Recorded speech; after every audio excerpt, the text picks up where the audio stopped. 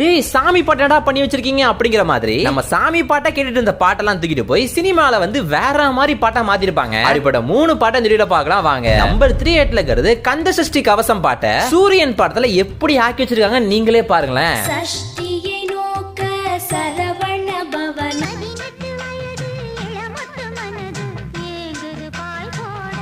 Number 28ல இருக்கிறது கற்பூர நாயகி அப்படிங்கிற இந்த ஒரு அம்மன் பாட்டை கருப்பால கையால என்ன புடிச்சு அப்படிங்கிற பாட்டா மாத்திட்டாங்க.